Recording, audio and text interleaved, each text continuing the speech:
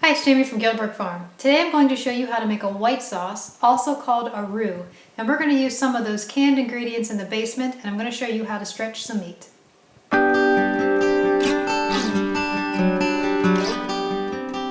A white sauce, also called a roux, is made up of a fat, a flour, and usually milk. What it is it's a sauce that you can throw in a bunch of vegetables and usually a very small amount of meat, and you can make a really nice dish, a very hearty dish out of that. Now, there are a bunch of different things that you can make with a roux, and there are a bunch of different meats that you can use with a roux. The meats that work well with a white sauce or a roux are your white meats, such as turkey, chicken, tuna, and actually ham works really well with a roux. You can use any of those.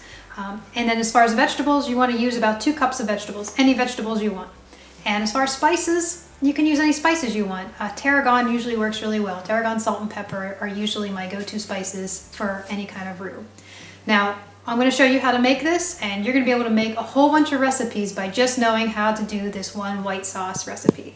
Some of the different things that you can do with it are you can serve the roux on top of some biscuits. You can serve it with rice. What we're going to do is we're going to make a chicken pot pie tonight, but also by thinning it out with some broth, you can also make a chowder. Last night we actually made some ham chowder with it, so we used 1 cup ham and we used 3 cups of ham broth with it, and it turned out amazing. So there are a whole bunch of things you can do with this. Let's get started. I'm going to show you how to make this white sauce roux that's going to stretch your meat, and it's also going to use some of those vegetables in your basement. Today we're going to use some chicken, about 1 cup, some carrots, and we'll put some potatoes in there. Usually I have pint jars as well. I'm out, so I'll just use about half of these and save the other half for another recipe. Most important thing with a roux, or one of the most important things, is onion. So we're going to chop up some onion.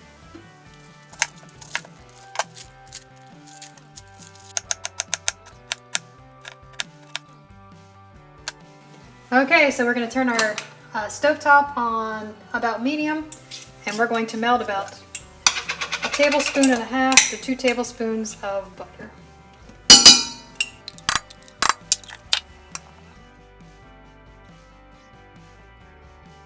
Now we're going to just soften up our onions.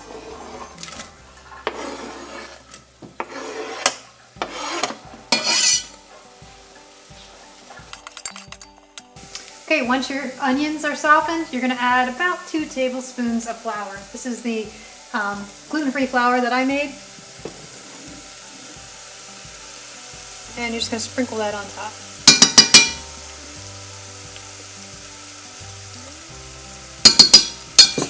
And you're going to stir it.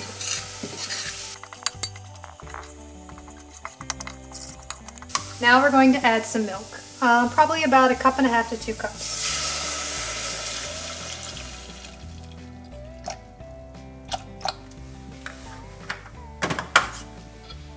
And we're going to make sure that we keep stirring this so that it doesn't get all lumpy. Now we're going to add about 1 pint of chicken broth. We're using chicken broth because I'm using chicken in the recipe. If you're using ham, you might want to use ham broth.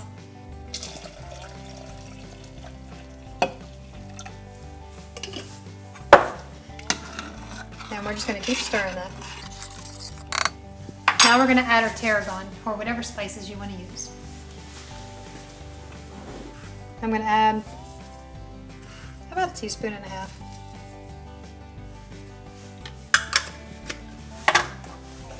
And I'm going to season this with some salt.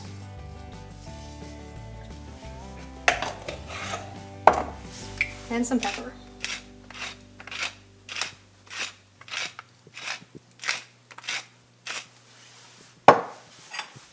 And we're just going to keep stirring this to make sure that it doesn't burn.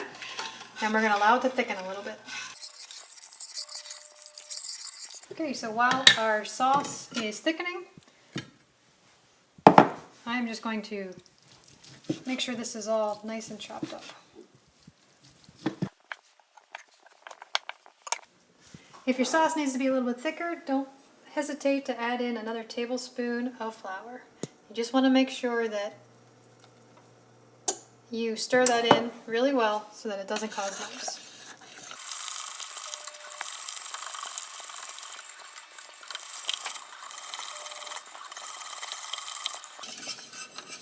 Okay, now our sauce is about as thick as I want it. It's about that thickness. And we're going to add our vegetables and our meat. I'm going to make sure we turn our heat down so this doesn't scorch. And actually I'm going to move it off for a second. I'm going to drain my carrots.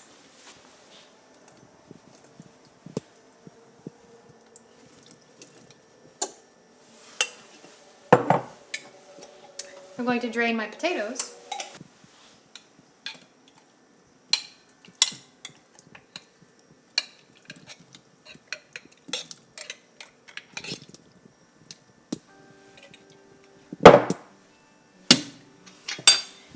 I'm going to add some frozen peas.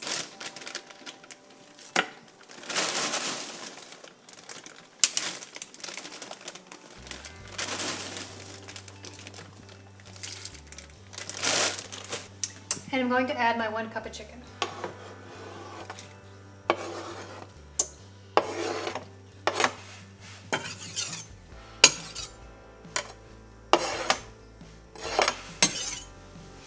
And now we're just going to stir.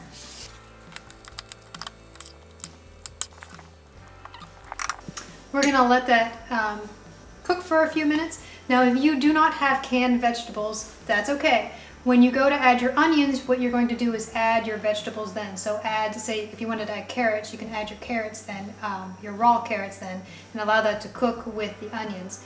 And then after you make your sauce, you can throw your raw potatoes in if you were using raw potatoes, or whatever you wanted, parsnips or turnips or rutabagas or whatever you're using in this. Throw that in, and you're just going to put the lid on and allow it to cook. So very simple. You can make this a variety of different ways, and like I said, you can use any meat you want. We're making chicken. We use chicken broth with that, but you could also use ham, or you could use tuna, whatever you like. So while the peas are defrosting and all the flavors are melding together and everything's set on low on the stove, I'm going to go ahead and make a quick pie crust. And you can top this with anything you want. You can top it with breadcrumbs. You can also put dumplings on top, or like I said, you can serve this whole entire mixture on top of some biscuits or dumplings. You can serve it on top of rice, and like I said, you can even make a chowder if you added just more broth. I would say it would be about 3 cups of broth, and you thinned it out.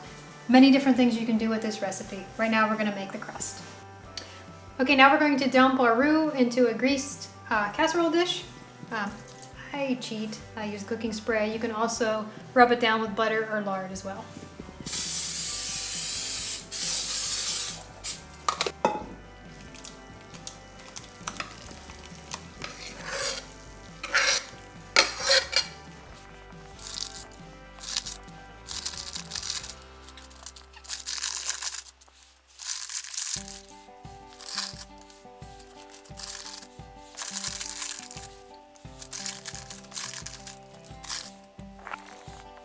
There you go, guys. It's not going to win any pretty awards, but it's functional and it tastes good.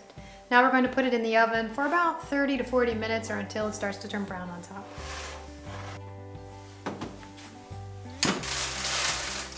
Okay, it's been about 40 minutes and our chicken pot pie is done.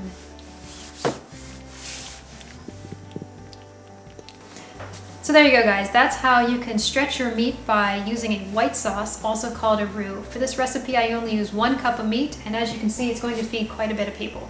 The trick is to have a sauce and to have a whole lot of vegetables, and you can even make this go further by serving some side dishes like salads. Another thing that I forgot to mention is that a roux is also the base for making a macaroni and cheese. So you melt your butter, add your flour, add your milk, let it bubble, and then you slowly add cheese, and there you have your cheese for your mac and cheese. Just add your macaroni and whatever else you want to it.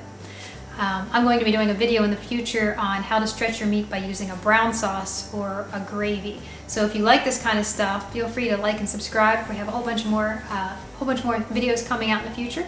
And if you have any tips or tricks of your own, feel free to leave those below. And if you have any questions or comments, leave those below as well. I am by no means an expert on cooking. This is just what I do, and I thought I'd like to share it with you guys. So if you guys like this stuff, like and subscribe, and we'll see you next time. Okay, now we're going to dump our roux mixture into a, what is this called? casserole dish. My brain just went dead into a pre-lubed. It's not lubed. My brain just farted. Died. Pre-greased? Yeah, greased. That's the word I was looking for.